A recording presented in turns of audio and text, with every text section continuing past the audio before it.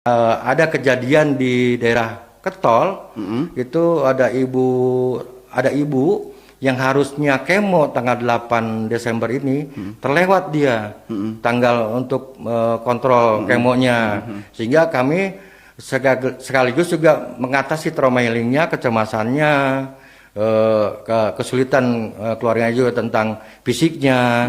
Yang saat itu memang luar biasa ya, jalan ke sana, turun naik gunung, iya, betul. berbukit daerah sana ya, dan nyebrangnya pun jembatannya putus, kita pakai tali seling. Pakai tali seling.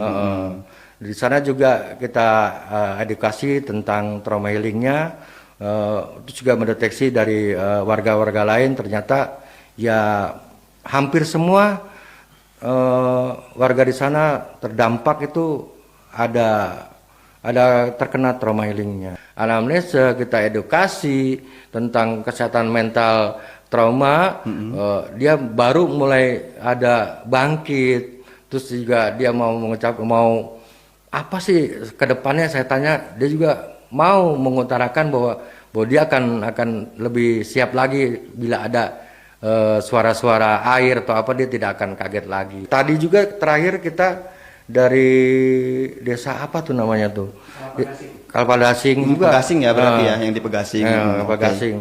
Itu juga ada di Kalpagasing juga ada satu orang kecemasan. Karena tadi malam ada kejadian lagi hujan, iya, betul. Terus sungai meninggi, airnya juga cukup deras. Suaranya mirip dengan kejadian waktu bulan November itu, iya, betul. Sama suara-suara yang mirip longsor, kata dia tadi, saya anamnesa ya, bahwa dia akan teringat lagi, dia khawatir seperti itu, dia terbangun tadi dini hari tadi itu, so, sampai nggak bisa tidur, sampai ketemu tadi itu dia masih belum tidur aja, tidur sebentar terbangun kaget lagi, ya itulah. Cuman dia masih dibilang kan di kita ada hijau, kuning sama merah, dia masih di kuning yang masih psikosomatis, yang tidak perlu pengobatan karena dia bisa mandiri untuk menyelesaikan itu.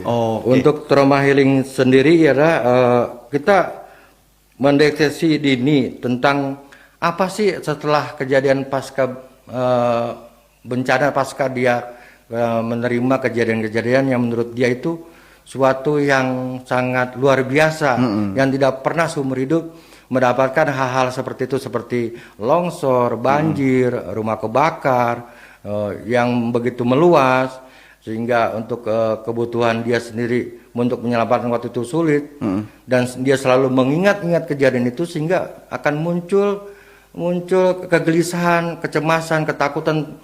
Awal-awal mungkin panik, kesininya udah mulai nggak bisa tidur, semakin berat itu nggak bisa tidur, dia akan kalau kita dibilangnya sampai warna merah itu udah bicara sendiri, iya, menyalahkan diri sendiri, marah gitu.